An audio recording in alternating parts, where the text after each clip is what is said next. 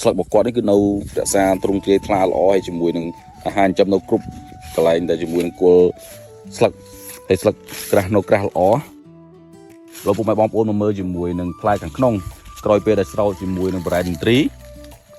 ជីទឹកបានរយៈពេលមួយសប្តាហ៍ឃើញថាតែផ្លែពុកម៉ែបងប្អូនឃើញថាផ្លែគឺខៀវស្អាតណា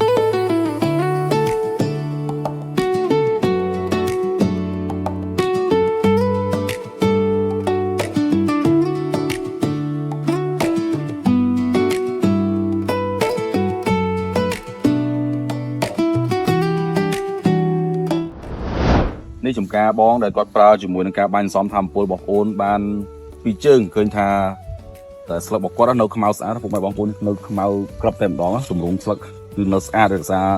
សារធាតុចិញ្ចឹមនៅលើស្លឹកបានល្អក្លរ៉ូភីលគឺនៅរលោងតែម្ដងណាហើយមើលជាមួយនឹងការបាញ់សំជាមួយនឹងអាហារធម្មពល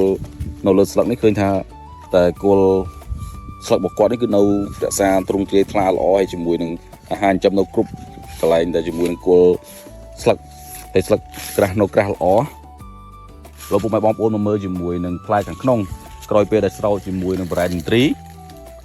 ជីទឹកបានរយៈពេលមួយសប្តាហ៍ឃើញថាតែផ្លែពុកម៉ែបងប្អូនឃើញថាផ្លែគឺខៀវស្អាតណាខៀវស្អាតថ្លាសដង់ស្អាតពណ៌ស្អាតតែម្ដងពុកម៉ែបងប្អូនឃើញនៅខាងលើក៏ខ្លាំងដែរសម្រាប់ផ្លែនេះគឺជាលទ្ធផលក្រោយពេលប្រើបរ៉ែនត្រីផលិតផលបរ៉ែនត្រីបានមួយសប្តាហ៍ថ្ងៃនេះបងប្អូនមកយកលទ្ធផលឃើញថាវាស្អាតចំពោះរូបមន្តខាង brand ត្រីរបស់បងប្អូននោះគឺជាមួយនឹងការស្រោចជីគល់ដើម្បីបំពន់ក្តាប់នេះឲ្យស្អាតឲ្យថ្លាល្អនេះគឺរូបមន្តមានទី1គឺជាមួយនឹងជាប់ចិត្ត1គីឡូបូកជាមួយនឹងឥន្ទ្រីកាយ1លីត្របូកជាមួយនឹង 3K 1លីត្រលាយជាមួយនឹងទឹក1000លីត្រចំពោះទឹក1000លីត្រគឺពុកម៉ែបងប្អូនមកស្រោចឬក៏បាញ់ជុំវិញគល់ឲ្យដល់ចុងសញ្ញាមេឃបើសិនជាដើមពុកម៉ែបងប្អូនមានអាយុត្រឹម5ឆ្នាំ6ឆ្នាំពុកម៉ែបងប្អូនអាចស្រោច15លីត្រឬក៏20លីត្រសម្រាប់ការប្រើប្រាស់បើសិនជាដំណាំទុរេនរបស់ពុកម៉ែបងប្អូនដល់វ័យនេះ35ថ្ងៃឬក៏40ថ្ងៃ45ថ្ងៃអាចតាក់ទងបានជាមួយខាងឌីប៉ូដែលនៅជិតពុកម៉ែបងប្អូនឬក៏អាចតាក់ទងជាមួយខាងទីផ្សារឬក៏เพจ brand entry មាសឬក៏អាចតាក់ទងជាមួយខ្ញុំបាន